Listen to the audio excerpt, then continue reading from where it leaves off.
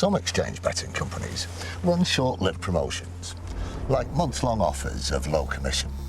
At BetDAG, we wanted to change the way we did things, so we set our commission at 2% permanently. That's 2% on football, horse racing, golf, almost any sport. 2%. That's just one way that BetDAG is changing for the better. For the better, like you. BetDAG, the 2% commission exchange. Over 18s only, please gamble responsibly.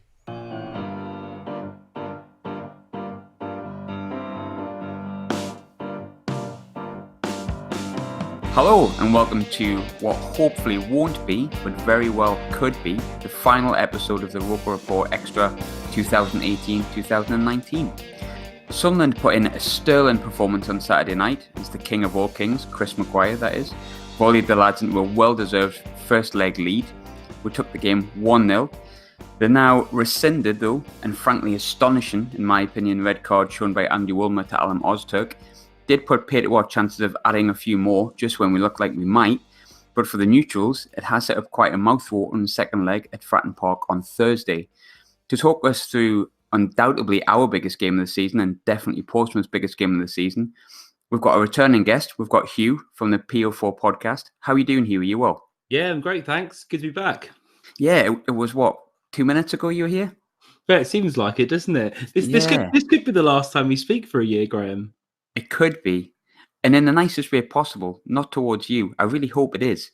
I'm thinking that in a positive way the other round, obviously.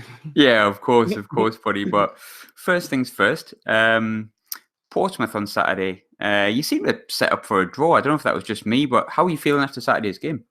It was bitterly disappointing from a Portsmouth point of view because I felt like even if we went out there and we lost, by a goal, but showed some fight, really troubled you, that would be okay. But it was slow, wasn't it? It was disappointing. And I thought the first 20 minutes we looked, all right, a bit brighter than you maybe. But after that, it just looked like, I don't know, we did set up for a draw.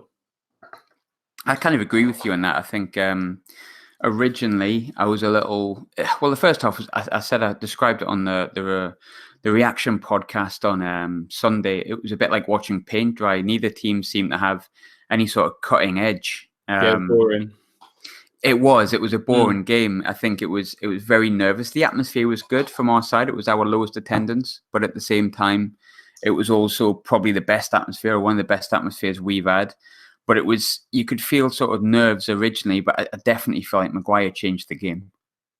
Yeah, no doubt. And I wrote the program notes. I wrote the Pompey part of the program, and I've got to stop predicting. Who my danger man is to watch. Because if you go back and read that, I predicted McGuire, and I said I hope he doesn't start against us because for me he provides a much more attacking threat than Honeyman does in that position. And when he came on, I just thought maybe he's going to give you that bit of oomph that both teams were lacking actually in the first half. So I wasn't really surprised to see McGuire come on and cause us problems. Yeah, I mean, that's a good question actually to sort of ask you, and it's a bit off the cuff, but from a Portsmouth perspective, you mentioned about George Honeyman there. Now, George Honeyman from a ROKER RAPPORT perspective and a Sunderland fan's perspective, it's very, very 50-50. I'm personally on the side that I like George Honeyman, but I prefer him a lot deeper. I don't feel he offers enough of a goal-scoring threat. How did you feel as the opposition when McGuire came on and went in that number 10 as opposed to Honeyman? Did you feel just more threatened by that? Do you think he was creating more?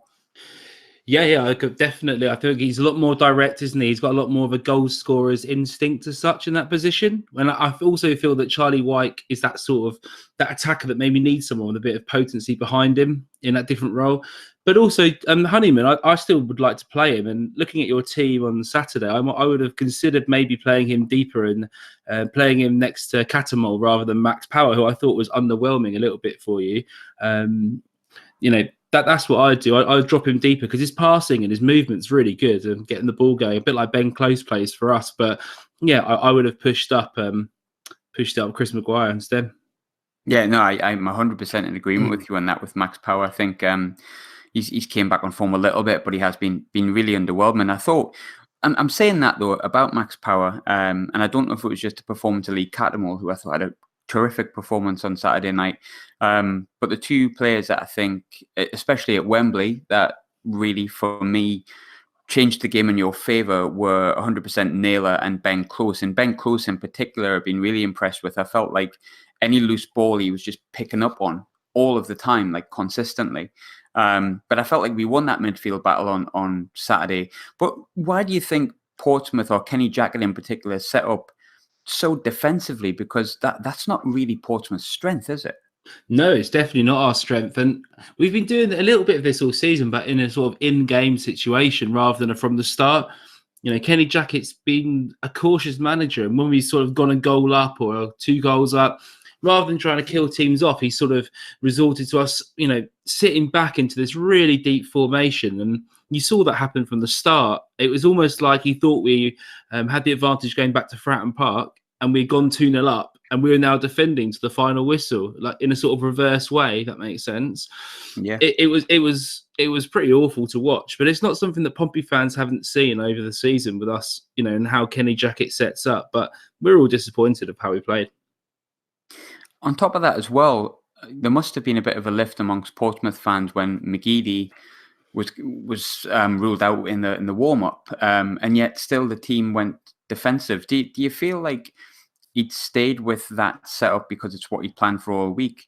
And do you think he should have maybe Kenny Jackett that he should have maybe changed it when he found out McGuires wasn't playing? Because McGuires is the best player in League One, in my opinion, and has tortured Portsmouth in the past. I think without him, you surely should have fancied your chances as a fan base, let alone as a manager and as a team. Yeah, well, it's the first time in a week that I started skipping a little bit when I heard he wasn't playing. But moving on, I think Kenny Jackett, he's quite stubborn. And when he's got an idea in his head of how he's going to play and stuff, especially from the start, he's going to do that. And even with his subs, I sometimes feel it's a bit more of an impact situation of he's already thought about, if this doesn't work, this is what I'm going to do. And he's very regimented and he plans in that sort of way. So I don't think he would be the kind of guy to go, hey, wait a sec, you know, their best player isn't playing in McGuires, who I do think also is one of the best players in League One. Let's change it up. I think he had a plan. He was going to stick to it, and it didn't work. Yeah, evidently it didn't, based on the result. 100% what you say. I mean, and it's not just so yourself. Obviously, we've spoke a little bit during the week, and we spoke before the game last week. But I notice a lot of Portsmouth fans online as well don't just seem upset. They seem quite angry. I seen a post by, I think it was the Portsmouth Twitter today, of all the players like commenting how different the game's going to be on Thursday. And I seen there was a lot of vitriol under that of, well, why didn't you do that on Saturday? There seems to be a bit of anger around Portsmouth fans about the performance on Saturday. Am I picking that up right? I mean, it's hard to tell. I'll put this out there first, that the people who have been a bit angry online, we all know they're a very small minority, a vocal minority, but very small, you know. And to be honest, you know, Kenny Jackett didn't play this perfectly, but you know, he's a good manager. I've got my full backing behind him, and I've got no doubt he is going to play it differently at Fratton Park. So, but at the same time, most fans are actually quite positive going into this game. You know, it's 1-0. We're at home. We've been 1-0 down to you lot before, playing at Wembley, and you know, we came out victorious in the end. So we're not worried as such. It's just a little bit concerning, but you know, not disheartened or angry, I wouldn't say. I think there's just a few idiots on Twitter. Yeah. Well, I think, you know, sometimes Twitter can be that kind of place where people do vent, isn't it? It's maybe not the best place to pick up necessarily the opinion of an entire fan base's thoughts on a game. You're probably right in saying that. I'm sure you guys have the same a bit, you know, when you finish and you don't get automatically promoted, and suddenly, you know, you have the Ross out crowd, and you know, everyone looks like they're in huge numbers. And I don't know how true that is, but from looking on Twitter, you would have thought that, you know, you got relegated or something, you didn't get promoted, but actually it's probably just a small minority as well. Yeah, you're totally right. Yeah, I mean, you know, there was going through those Fleetwood games and those Southend games. I think, you know, I spoke to you last week, and I almost conceded defeat to Portsmouth, didn't I? Yeah, for sure. Now I'm sort of well up for it, which is typically what Sunderland do. But the big takeout of the match for me on Saturday, and now I think I've made no bones about it, sort of between chats between me and you personally on the podcast, and on top of that as well, sort of on our review podcast, I've had real niggle with Portsmouth this season, especially Thompson. There was a bit of niggle again on Saturday between Burgess and McGuire, but I feel like Pompey have that kind of extra level of shithousery than Sunderland have done in the past. But with Chris McGuire back fit, obviously he was firing as well. He was kind of back to his cheeky best. Our players seemed a little bit more up for the wind-up. I don't know whether you saw, but there was a moment where Max Power asked for the ball in the last minute to take a throw in, and then when the Portsmouth player threw it back, I think it was Burgess, he literally just let the ball go, and it felt like we ruffled Portsmouth for once. But does that concern you at all going into Thursday, that our players seem a little bit more prepared for the mind games that, admittedly, Portsmouth are very good at? No, not really, to be honest. When I watched the game, I actually thought that Burgess really had Wyke in his back pocket, and if he wasn't on a football field, I think he would have smacked him. I genuinely do. Speaking to them as well and seeing, Burgess was laughing, he was smiling, he looked like he was enjoying himself out there. Obviously, Chris McGuire, he's a bit of a wind-up merchant. We all know what Nathan Thompson's like. He's a kind of player that you love to have in your team and hate to play against sort of player. And I assume Chris McGuire is pretty similar. Very much so, yeah. But at the same time, our team's not the kind of team that's going to worry about that, to be honest. And maybe you could say player to player, Sunderland maybe have got the edge in that sense. But I think as when it comes to team unity and that sort of thing and being on the wind-up, I think we're okay on that. Yeah, Thompson's especially good at it. We discussed that on Sunday, how good he is at that and how frustrating it is, and yet at the same time you kill for someone like that in your own team. I think everyone's got that Robbie Savage, haven't they? Yeah, well, he's good at winning a free kick as well, isn't he? Especially in the defensive zone, he goes down so well that and Pompey call it the Thompson flop. And I think you heard, I can't remember who it was. I think when Andrew Moon was commentating for BBC Solent and Express FM on your game, he went down in, I think it was the 15th minute or something similar to that. Last time he played, not time before. And Andrew Moon said, "Oh, and that's Nathan Thompson's first cheap free kick of the game." So it's one of those things, really, isn't it? And yeah, I thought McGeady actually looked pretty wound up with him before when we came away and got the 1-1 draw. Yeah, because he went in quite a few times, but I think there's part of us. I think we discussed that before with McGeady's broken foot. I think if I take my rose-tinted glasses off, Portsmouth would have been silly not to be going in on McGeady the way that they did. The guy's got a broken foot and he's damaged you before, and that was a massive game as it was at the time, where we both could have still gone up automatically.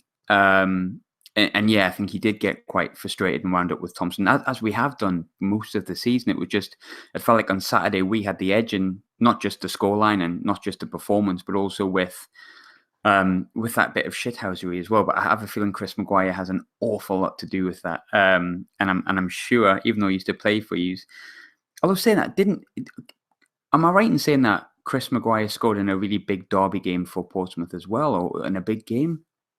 I can't remember that at all, Graham. But then again, maybe my Pompey history isn't great.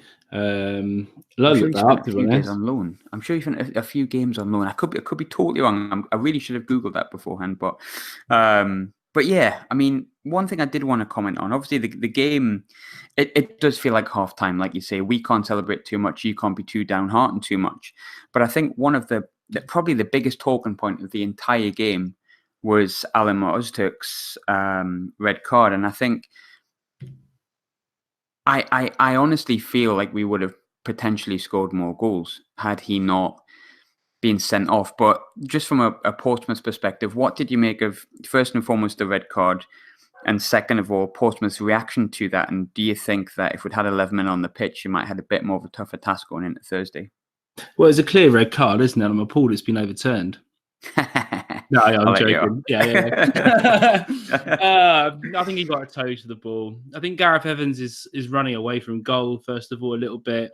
I think if he hadn't made the challenge, Gareth Evans would have gone for on goal and probably would have a pretty decent chance of scoring. He doesn't miss from there very often, if I'm honest. He's got a pretty high conversion rate when he goes through on goal, and he's pretty clinical. So it was a great tackle at the end of the day, and it was unlucky that you got a red card.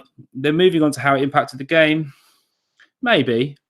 I think you're on top, but I don't know. You didn't look that clinical to me. You had that one chance. Honeyman had a chance, and he slaps McGilvery in the face. I think it was, wasn't it, with the header? It was, yeah. Fair. Credit to McGilvery. He gets up and makes himself big, and it just happens to hit him. That could, if Honeyman gets the ball down and he heads it down into the ground, it's probably a goal. I don't really think you're that clinical, though, to be honest. You know, the goal was well taken, but it's scrappy. Didn't give the goalkeeper a chance. I didn't think it was outstanding. And looking at the game, obviously it turned the tide of the way that we really should have stepped up and stepped on you. But I sort of feel that this sluggish defensive start we had just carried on and on and on, and we never got going. But I didn't think you guys were outstanding, to be honest, in the second half. I know you're all happy that you won, but I think the Sunderland reaction to how much better you were, or how much better than us you are, is a little bit overstated. I don't think you're that good. I just think you're better than a really shit team for Portsmouth, shit performance that Portsmouth put out. Yeah. One thing I really wanted to... One thing I was surprised at was the fact that he took off Ollie Hawkins after Öztürk got sent off. I mean, I know Omar Bogle started quite well, but when he first came, but he just kept giving away silly free kicks. So what do you think the thinking behind taking off Hawkins was? Because Hawkins is a player that worries me. He's big, he's strong. I mean, I think Kenny Jackett just thought, hey, maybe we should inject some pace up front by, bring Bogle on. Bogle's quite good at stretching the line at the back. He's quite good at drifting wide, losing defenders. Maybe they all thought Hawkins had been marked out the game. But for me, it was a bad move, because Öztürk was the player that really had Hawkins marked well in that game. I think Flanagan, for instance, would have struggled if Hawkins stuck on him for the rest of the game. And exactly my thoughts, yeah. I just think that Bogle just didn't look up for it at all. And, people are saying that Kenny Jackett had a bit of a spat with him after the game about possibly not going to the away fans and applauding them. If that's the case, I don't want to see him start Thursday even. And, I would back Ollie Hawkins to start up front. What's the situation with James Vaughan, who I must be honest, didn't look like he'd improved one iota when he played against us last month, but I noticed he didn't seem to get a sniff on Saturday. Was he on the bench, James Vaughan? He's not. I'm not a massive fan, to be honest, if I'm speaking freely. I just don't think he adds that much to the game for us. I don't think he's got that clinical edge to the game. I think Hawkins is better, physically than him. I don't know. Some people like him. Some people seem to like the fact that he can sort of run around and add some energy up front. And I think That's James Vaughan. Yeah, but I don't think he actually provides that clinical touch. And I think in such a tight fixture and such, two teams that are fairly evenly matched, you got to play someone who I believe is going to score. And I think Hawkins has a lot better chance of scoring, and Bogle's more clinical usually. He scored some great goals for us this season, lobs, curls, etc., headers. But at the same time, I just think Hawkins first, Bogle maybe on the bench. And yeah, I don't think there's a place for him in the team when you play one striker up front. Talking about strikers, you had two players that were missing on the game on Saturday. Yeah. Obviously, you had Brown missing at left back. But the big one for me was the Brett Pittman missing. I think, although he's dropped back a little bit and he kind of plays that more number 10 role, it seems now, and he's certainly had a return to form. Is he likely to be fit, and how big do you think his reintroduction could be?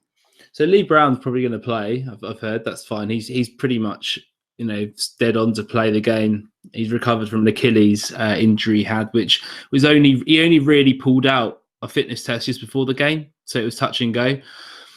I mean, Lee Brown, just quickly, he's very important to our team. He gets forward, he gets forward on the overlap, and he provides those crosses into the box that we really, really lacked any width, didn't we, on both sides? And Anton Walks, for instance, isn't a natural left back. He's either a centre back or a holding midfielder or a right back, probably a right back better. And maybe you can defend on that side, but he couldn't get forward and add any extra width. If you watch Brown play, he gets forward 5, 10, 15 times a game and puts balls into the box and dangerous balls at that.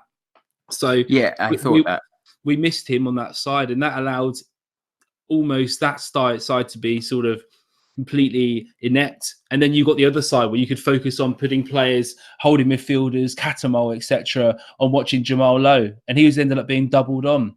So if you've got two sides of us attacking, it's a little bit harder to mark us. Moving on to Pittman, yeah, he's been absolutely fantastic in that number 10 role. Not only can he score, and he knows where the net is, obviously. He's got that experience in the team. The players raise their game a little bit when he plays, but also he demands the ball in the hole. He'll ask for it. He knows when to play passes forward attackingly, and he knows how to get the ball moving for us. And we really missed that, didn't we, on Saturday? And that was plain to see for everyone who's ever seen Brett Pittman pull on a Pompey shirt. Is he likely to play? He's hurt his hamstring. That's never a great thing to recover. It's quite difficult because no matter who you talk to, Kenny Jackett puts out, and love him for this, a fuckload of shit. Excuse my language, but to the press, to everyone else, deliberately as such, to sort of throw them off. I was chatting to someone at your club and just said to them, look, I've spent 3 times, I think, on our podcast speaking for 20 minutes, say, on a topic of who's going to replace, say, Jamal Lowe or Christian Burgess or whoever's playing, and been told they're 100% ruled out, only for them to appear on the team sheet, started and play 90 minutes for the rest of the game. And it's difficult to know. I think he'll play a part. Whether he starts or not, I don't know. What would you expect the lineup to be? Because Portsmouth don't really change too much. Would you expect it to be identical with obviously Brown back at left back and everything else the same if Pittman's not fully fit? No, I expect him to start Pittman rather than bring him on. I think he'll start from the go and try and get the tempo going. So let's assume Pittman and Brown are fit for now, because it makes it easier. And if not, I'll swap them out. Okay, so at the back we'll play the same apart from Brown comes in. Close and Naylor are dead on to play in midfield together. And by the way, Close will be a lot more effective if we're actually trying to pass the ball forward, because he's that sort of Spanish style midfielder. And there's not much point having, say, Xavi or Iniesta just tracking back and marking rather than passing the ball, which is a similar sort of thing. Then on the wing, I don't want to see Ronan Curtis start personally. He's been poor. He's been on form, hasn't he? He's been really poor, and he actually came out in the press and said that he's not tired because he's played for Ireland all the way through the summer, and then he's played for us. So he's not really had, I think it's about a week or two's break since last January. But it's confidence, and he's come out in the press and said it's confidence. If that's the case, he needs to stay on the bench, really. If he's not confident enough in his own ability, he shouldn't be starting, and that should be picked up. So if we play Pittman in the middle, Jamal Lowe on the right, who I think will have a lot more freedom with Pittman playing, and Lee Brown on the left, I think we'll probably start with either Gareth Evans, who I thought was unlucky not to score that free kick, or maybe, throw a wild card out there, Viv Solomon Etabar on the off swing, who I thought looked pretty lively when he came on. He was quick, he got to the byline, and he actually looked a bit more dangerous. And then Hawkins up top. So the big talking point about Thursday that I've noticed from everyone associated with Portsmouth really is they've been talking about the atmosphere at Fratton Park. Now, I know what it can be like. Obviously, it's a small ground. You're kind of on top. Well, it's not a small ground. But in comparison to the big modern ground that we have, Fratton Park is very much old school. You're almost on the pitch as well. It's really close. If my memory serves me right. The atmosphere does concern me a little bit. Not going to lie, because I know that it can be really good, and I feel like we were the better side for the first 45 at Fratton Park. But once that red card went towards Leuven's, I felt like not just the 10 men, but also the atmosphere carried you over the line, and you ended up beating us 3-1 as well. But what kind of atmosphere you're expecting on Thursday? There's been a lot of talk about it. Hostile, I'd say. I'd expect a hostile atmosphere. In all the big games this year, it's been really hostile against the big teams, whether we've been down or not. Against Peterborough, when we're losing, the crowd was still really, really loud. It was shaking. All the stands are singing, and I expect that on Thursday and nothing less. It'd be bitterly disappointing if that doesn't happen. I'd be really surprised at the same time. I mean, maybe if you went 3-0 up in the first half, it might have an impact on the crowd. You kill the game off, but even if you score early, I don't think that's gonna throw the crowd off, especially on a Thursday in the evening. Everyone's going to be up for it, and it is close to the pitch. If you're in the first tier, you can reach out and grab someone's ankle whilst taking a throw in. So that's how close it is. Did you see that Mansfield fan that knocked the ball out of the player's hand when he was taking the throw in? Yeah, it was jokes. Absolutely brilliant. Yeah. Absolutely brilliant. Almost as good as Mike Dean celebrating last night for Tranmere. I was literally just thinking that. I was just thinking I could work that into the conversation. But no, that was great. Stood up, wasn't he? Going absolutely mental, surrounded by a bunch of sort of scousers, loving life. Yeah, I thought it was great. Absolutely superb. I live for content like that. That's fantastic. Yeah, big up Mike Dean. Fair play to you, mate. Yeah, if you're listening, Mike. That's it. He is a human. He is, after all, one of them are anyway. The one on Saturday certainly wasn't Andy Woolmer. And you know the frustrating thing about Andy Woolmer was he was the referee for our game against Doncaster, which you may have watched, which was on Sky. He was the best referee had all season. We totally talked him up, how brilliant he was. He let everything flow, didn't blow for anything. He let it be a bit blood and thunder. No, disagree. Absolutely disagree. From a neutral point of view, watching that game, okay, and I was fairly neutral. I watched the game on TV. He didn't give an absolutely blatant penalty to Doncaster.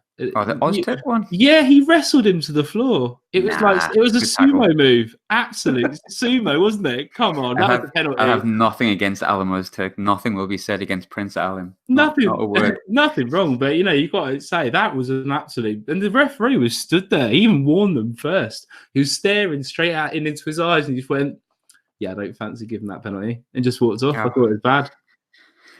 But then you go to Saturday and he gets that other one completely wrong again. I suppose. Making up for it. It was the same man, but you don't go against Prince Alam, is what I say. Just if you think he's doing something wrong, he's probably not. It's Prince Alam. It's fine. Well, he got called gutless and spineless by Doncaster fans for not giving that penalty, and then he sent the same guy off against us. So we'll see. Talking about players that are gonna be playing, obviously Ozturk, we expect to play. I will say Ozturk, it's Ozturk, and Alex will tell me off for getting the pronunciation wrong. But McGeady obviously was as we talked before, was a big miss. Now, I'll be honest with you, I have a sneaky suspicion, and I have heard that he might not even be fit for Wembley, should that come around. But no one's ruled him out just as yet. Jack Ross hasn't ruled him out just as yet, and maybe Jack Ross is doing a bit of a Kenny Jackett, and he's actually absolutely fine. How big of a difference do you think having Aidan McGeady fit for Sunderland on Thursday could make? Do you think him being fit could be the difference between Sunderland getting to Wembley, Portsmouth getting to Wembley? No, not really. I don't think he's fit, full stop. Not only from what you hear and stuff, but also from the fact that he's not been fit, has he? Even before he pulled up the other day against us in training, before in warm up, before the game. Yeah, if he does play, he's going to be a 50% Aidan McGeady, and I don't think that's going to work for you. I'm not concerned too much about that. I think it's great that he's not fit, or fit enough to play, or fit enough to play half the game or whatever. But I don't think it's going to be a big factor.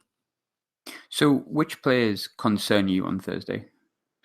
Well, Chris McGuires, the obvious one. He came on, changed the game, and I've got to stop predicting the players to score against us. There's 3 games in a row now.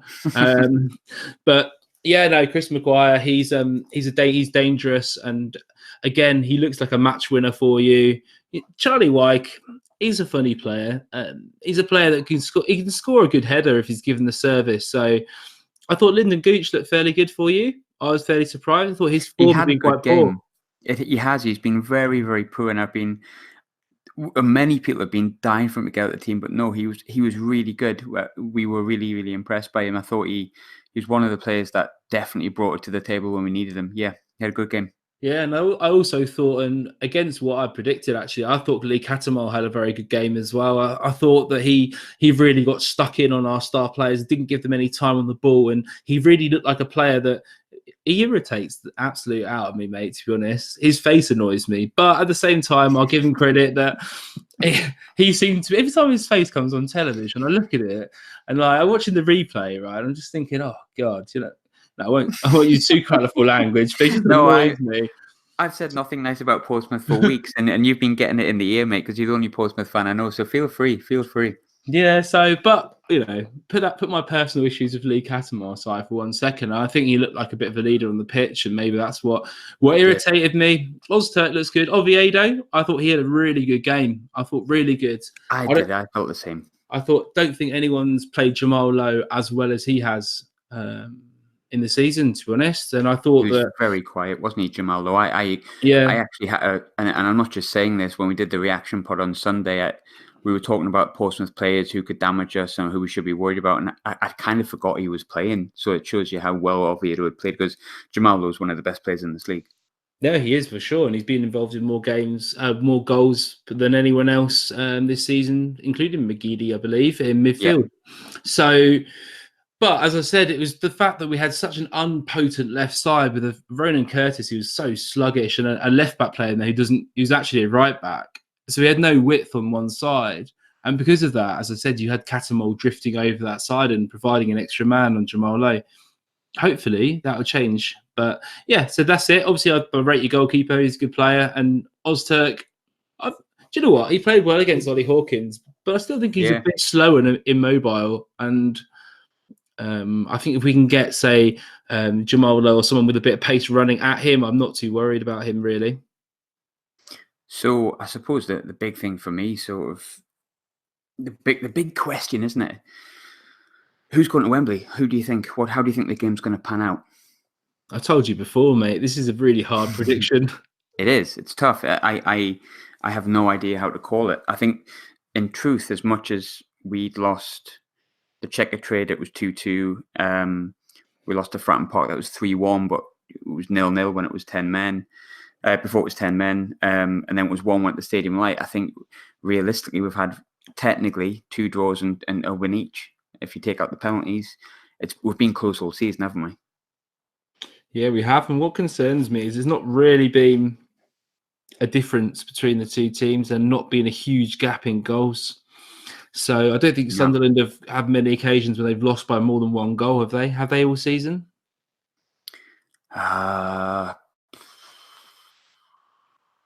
Coventry, Burton, Portsmouth 3-1, but that was with 10 men. And then you've got Fleetwood 2-1. Yeah, we've never lost by more than 1 goal, apart from against yourselves, which was with 10 men. So yeah. So that's obviously worrying for me. Do you know what? Do I go with my head and my heart? My head says we might end up losing and going for a 1-1 draw, which I'm sure would be hilarious to all of you lot. Getting through to the final in a bloody 1-1 draw. It's been like the bane of your existence all season. Yeah. It's a very Sunderland thing to do, to be honest with you. On the other hand, at home, attacking, because we actually are going to attack now because we have to. Yeah. And when we're on our front foot, we can be unstoppable, unplayable on the day. I'm going to have to say it's going to be 2-1, go to extra time, and we're going to win on penalties. Oh God, not again. I'm not having that.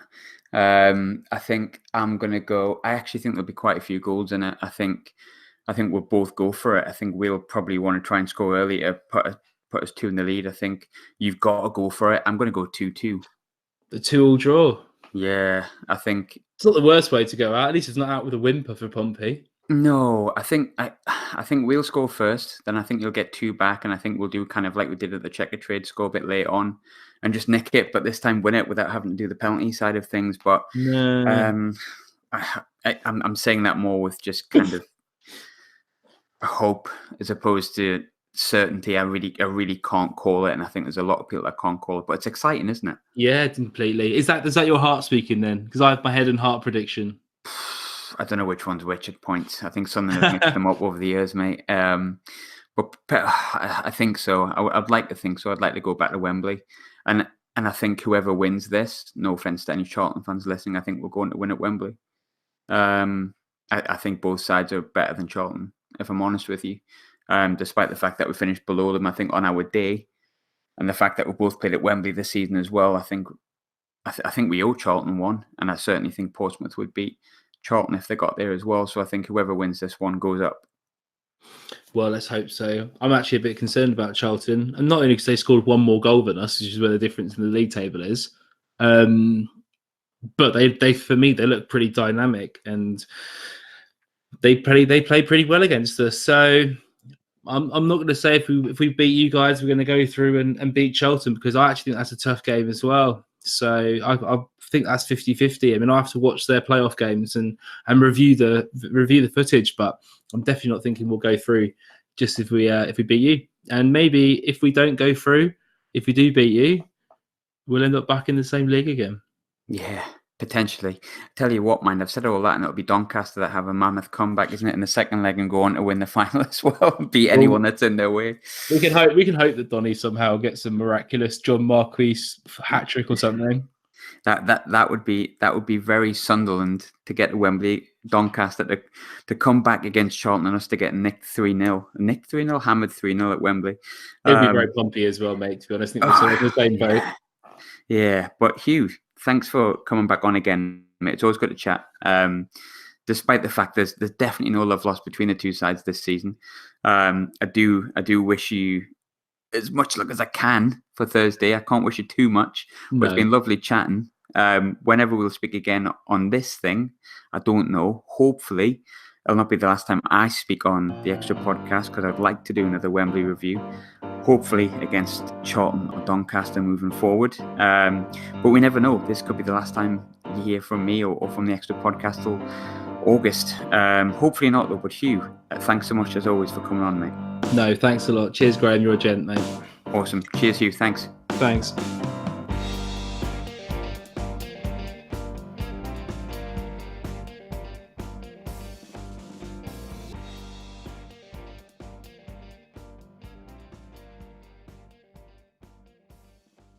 Some exchange betting companies run short-lived promotions, like month-long offers of low commission.